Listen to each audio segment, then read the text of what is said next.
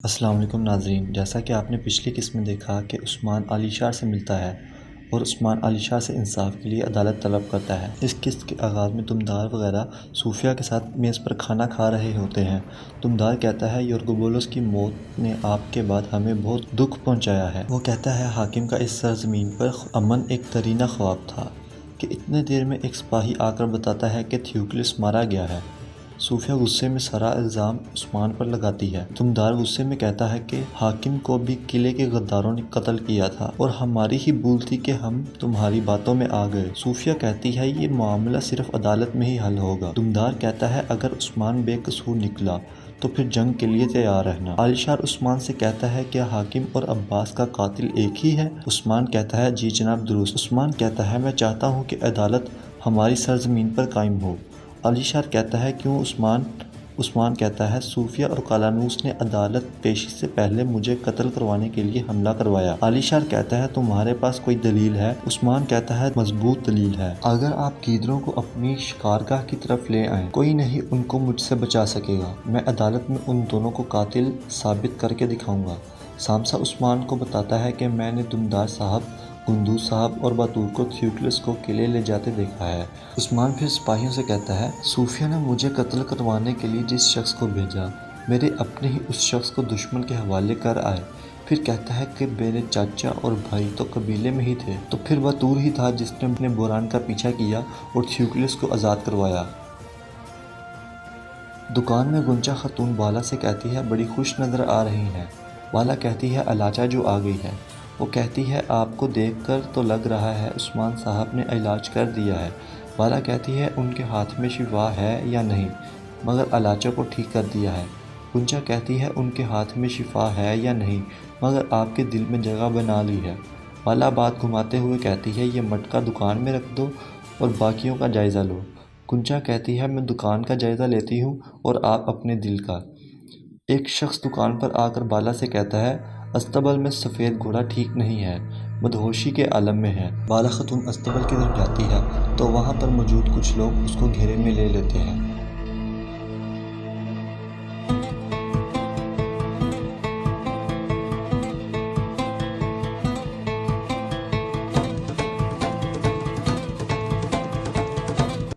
Commander سلواڈو کہتا ہے کہ بازار میں سب کو قتل کر دو اور پھر وہ بالا کو اپنے ٹھکانے پر لے جاتے ہیں، جبکہ دوسری طرف عثمان قبیلے پہنچ جاتا ہے۔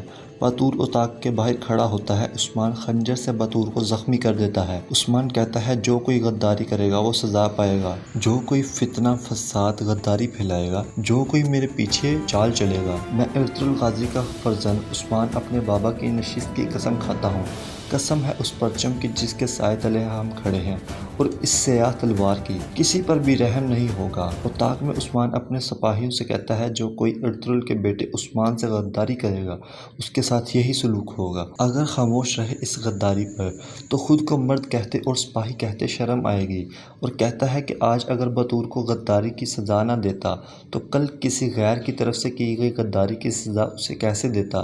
میرے لیے بابا کی محنت اور ماں کا دودھ حلال نہیں ہوتا۔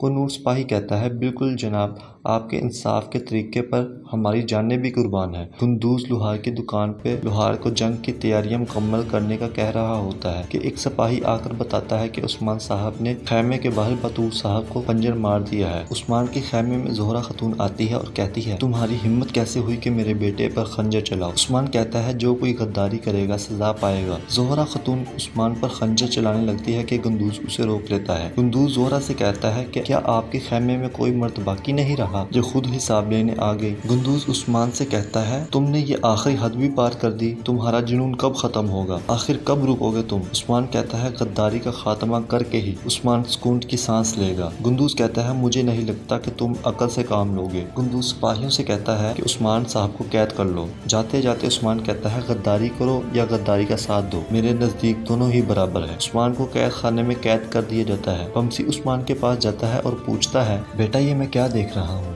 عثمان کہتا ہے بطور نے غداری کی سزا بھگتی ہے۔ عثمان کہتا ہے عباس کے قاتل تک پہنچانے والا سب سے اہم ثبوت چچا جان، بھائی جان اور بطور تھیوکلس کو ہمارے قید سے نکال کر قلعے پہنچا آئے ہیں۔ بمسی خیمے میں دمدار سے کہتا ہے میرے بیٹے کے قاتل کو انہیں کیسے دے سکتے ہیں، قلعے والوں کے حوالے کیسے کیا؟ دمدار کہتا ہے تاکہ ہم مزید نقصان نہ اٹھائیں، عباس جیسے بہادر ضائع نہ کرے، اس لیے بھائی کے آنے تک قبیلہ سکون میں رہے، اس لیے اور یہ بھی جان لو بمسی صاحب تھیوکلس کو قتل کرنے والا بھی عثمان ہی ہے۔ بمسی کہتا ہے کہ آپ عثمان کی بہادری کو بزدلی کا نام کیسے دے سکتے ہیں؟ دمدار کہتا ہے حاکم کی موت سے لے کر تھیوکلس کی موت تک ہر تیر تمام دلیلوں کے ساتھ عثمان تک ہی جاتا ہے۔ اسی اثناء میں ایک سپاہی آ کر کہتا ہے کہ نئے بازار پر حملہ ہوا ہے، سب کو مار دیا گیا ہے۔ گندوز عثمان سے تفتیش کر رہا ہوتا ہے کہ انہیں بھی ایک سپاہی آ کر بتاتا ہے کہ نئے بازار پر حملہ ہوا ہے۔ گندوز جانے لگتا ہے کہ عثمان کہتا ہے بھائی جان میرے ہاتھ کھولیں۔ گندوز کہتا ہے تمہارا اس سے کیا لینا دینا، کیا اس کے پیچھے بھی تمہارا ہی ہاتھ ہے؟ وہ یہ کہہ کر باہر نکل جاتا ہے۔ بمسی آ کر عثمان کو آزاد کروا دیتا ہے۔